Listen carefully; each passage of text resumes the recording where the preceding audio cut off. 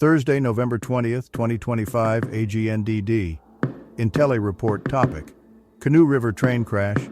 Please pardon any visual and informational inaccuracies in this entirely AI-generated article-based video. Tragic 1950 Canoe River train crash. Dispatch error causes deadly head-on collision between troop train to Korea and passenger train, killing 21 amid freezing chaos.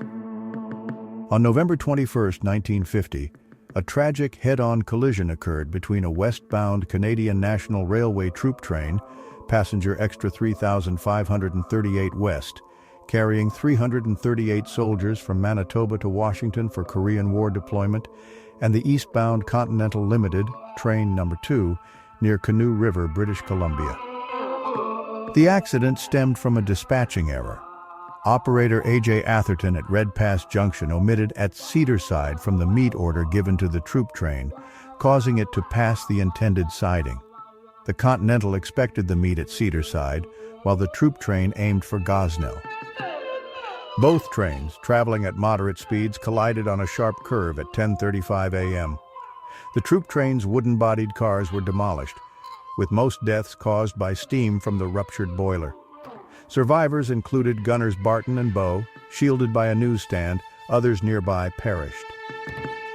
The crash highlighted safety issues with mixed car types and lack of automatic signals on that stretch. In the 1950 Canoe River train crash near Valemount, Alberta, a westbound troop train carrying soldiers to Korea collided head-on with the eastbound Continental Limited on November 21st, amid freezing temperatures and snow. The troop cars were obliterated. Rescuers used axes to access them.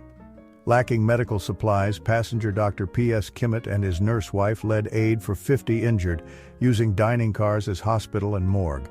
Victims suffered severe burns, scalds, and impalements. Communication lines were severed. A rescue train from Jasper arrived after 3 hours with doctors and nurses. Injured were evacuated to Edmonton, where Army personnel took over. Wintry conditions and a subsequent fire hampered recovery. 4 bodies were never found.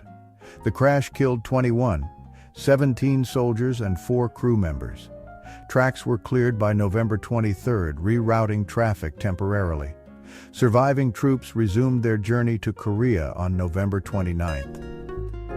Following the 1950 Canoe River train crash, the RCMP in Prince George, BC, launched an investigation.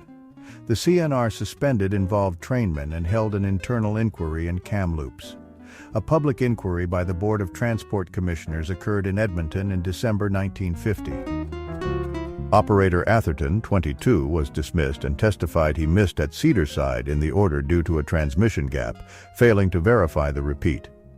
Dispatcher Tisdale confirmed the order was correctly read back. Testimony highlighted the troop train's wooden cars' vulnerability compared to steel ones, with replacement costs estimated at $127 million, 1950 value. Medical challenges included lacking syringes for penicillin, no heating until aid arrived, and delayed blood plasma, leading to 2 deaths en route.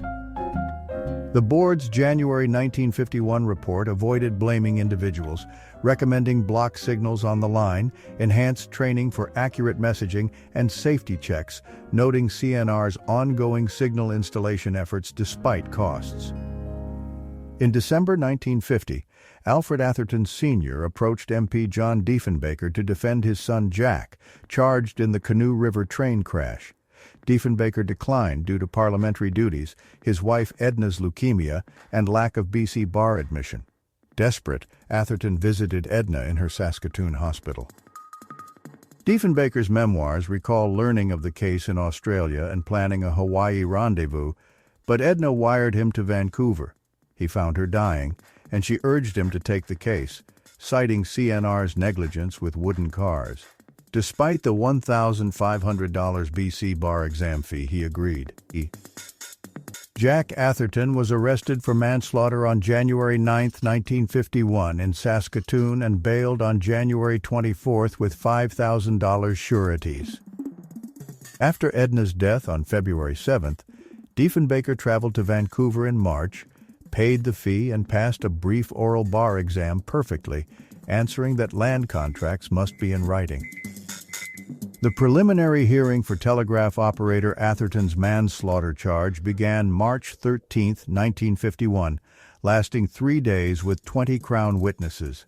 Defense lawyer John Diefenbaker's dismissal motion failed, and the case proceeded to trial at the Supreme Court of British Columbia in Prince George on May 9th. Prosecutor Colonel Eric Pepler clashed repeatedly with Diefenbaker, who mocked CNR's troop transport and seized on Pepler's gaffe about not concerning the death of a few privates. Diefenbaker addressed Pepler as Colonel thereafter, and the judge rebuked Pepler's objections during closings. Diefenbaker argued the disaster stemmed from dispatcher Tisdale's error, suggesting line static, possibly from a bird-dropped fish, swallowed key words in the train order. He contended Atherton related accurately. After 4 trial days, 5 hours of arguments, 3 by Diefenbaker, and an hour-long jury charge, the jury acquitted Atherton in 40 minutes amid emotional scenes. Following the accident inquiry, the Canadian National Railway, CNR, implemented block signaling in the affected area, modernized its passenger fleet with 302 new cars in 1953, and later rerouted the line to remove the hazardous sharp curve. Jack Atherton joined the Saskatchewan Transportation Company and settled in Saskatoon.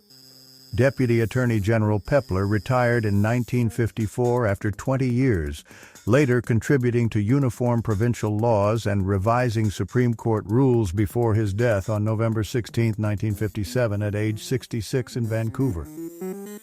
John Diefenbaker defended Atherton pro bono, with half his costs covered by railway workers' donations. The case garnered widespread acclaim in Canada's railway community, boosting Diefenbaker's popularity. By 1957, he was leader of the opposition and progressive conservative leader. During the election, Atherton skipped his wedding rehearsal to greet him in Regina, and crowds in British Columbia remembered his Prince George defense. Biographer Dennis Smith noted it as a popular victory and key political asset.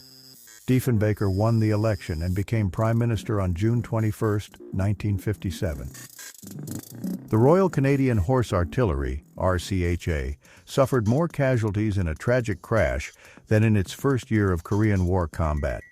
A monument at CFB Shiloh honors the fallen with annual memorial parades.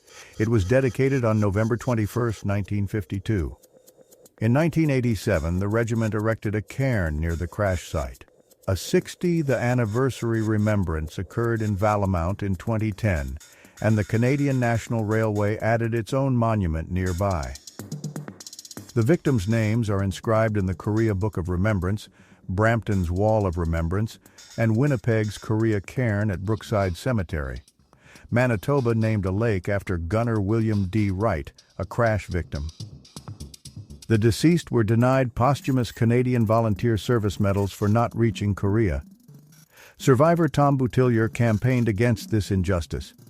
In November 2003, relatives of the fallen received the Memorial Cross, with more awards following. The Canoe River crash, a somber chapter in history, highlighted railway vulnerabilities and the human cost of error, forever etched in memory. Thank you for watching this AGNDD intelliReport, dear viewers. Please like, subscribe, and click the bell button to get notified during new uploads. And make sure to tune in next time. Stay safe and healthy. Cheers!